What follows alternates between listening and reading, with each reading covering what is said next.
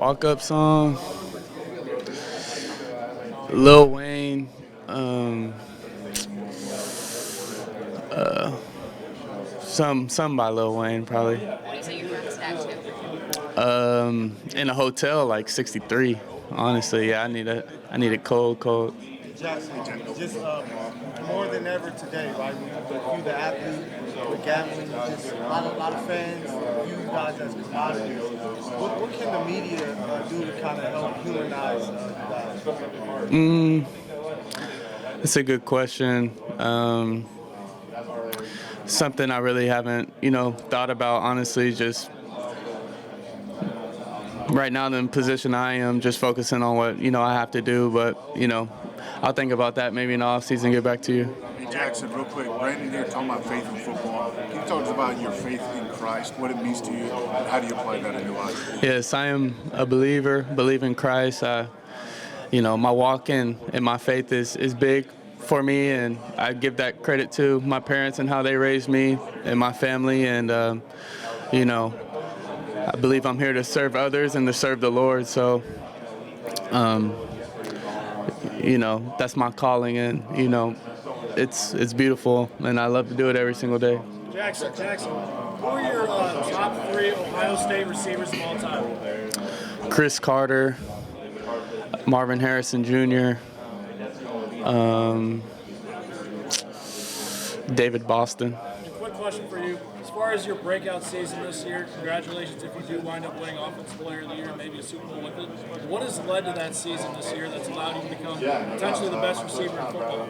Yeah, I give credit to my teammates. Honestly, football's the ultimate team sport, and having Sam back there doing his thing, I wouldn't be in a position without him. And Coach Kubiak putting me in position, Mike McDonald, and how he, just brought all of us together, defense, and it's a collective thing. So, I would give credit to that.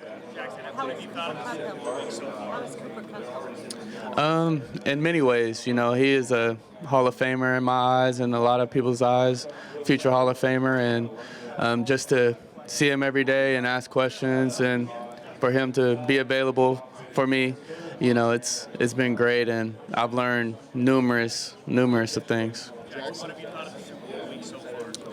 It's been good. A little hectic, but eyes on the prize. Staying focused, staying ready, and ready to get to practice tomorrow and play some ball. Jackson, defenders around the league talk about dealing with you. They talk about how complete your game is. How did it get there? Was there a thing over the last couple of years that you thought I need to improve to become complete? Yeah, definitely. That was always my mindset, even as a young player. Like, what do I have to do to be well-rounded? Especially like, the body type that I have. Not the biggest or the fastest, but what can I do to be able to still take those deep shots? Short game, medium routes, and that was always a thought process going into a season. So, still got some work to do. I feel like my ceiling is still, high, and just want to go get it. Was there a secret to sliding into a wide receiver one role? Say it again. Like DK was the wide receiver one last year, maybe Lockett before that. How have you been able to seamlessly slide into that role, being the guy? Yeah, I think it's just opportunity. Opportunity, and I think the coaching staff having trusted me to take on that role and give me those opportunities. So I just want to take full advantage of everything that is given to me, and my mindset is to catch every ball that comes my way and make the most of every opportunity. Jackson, last week you had a sports card sell for $48,000. It's your most expensive card to ever sell. What if I told 10-year-old Jackson that one day you'd have a piece of cardboard with your face on it that would sell for almost 50 bands?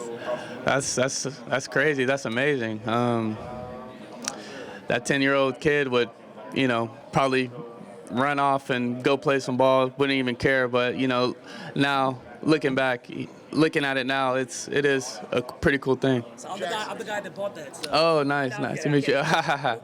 Jackson, who has helped you the most on your football journey to get to this point, and what did they do to get you here? I would give credit to either my father or my brother. Just them seeing the potential at a very young age and seeing the love that I have for the sport and pushing me to my limits, up early mornings, sacrificing.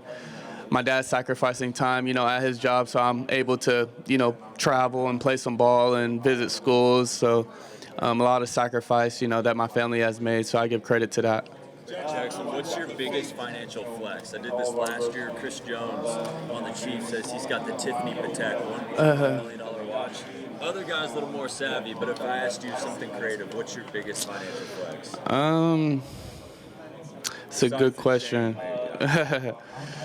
I don't know. I try to get everything for free. You know what I'm saying? Like this chain on my neck, is free. That's got to be a financial flex right there. Price tag? This is probably going for like at least 25 bands. Dang. And then, hey, what's one NFL team you grew up a diehard fan of? I grew up in Dallas, Texas, so I would say the Cowboys. Rockwall, right? Rockwall, Where yeah. did Dak Prescott go to college? Mississippi State. Dang. Yeah. Obviously at Ohio State, you were a baller. I'm repping that. Love the jersey. 47-yard Rose Bowl game, but you mentioned how early on in your career there was a matter of opportunities and maybe not getting as many snaps as you are now, especially out wide. You were in the slot level a little bit more. Did you feel like you should have been, getting all of these X reps on the outside from the jump, or were there parts of your game that you had to develop leading into these first 3 years that you had to grow into? That's a good question. I think a little bit of both. I think, me coming in as a young guy, I was ready for it. I was ready, how I envisioned myself, kind of like how it is now, like lining up everywhere. And that's something I said pre-draft before, the Seahawks drafted me and teams were, asking questions. I told them, I'm well-rounded and I can play anywhere. And that's always been my mindset. And like I said, it's just about opportunities and that's it.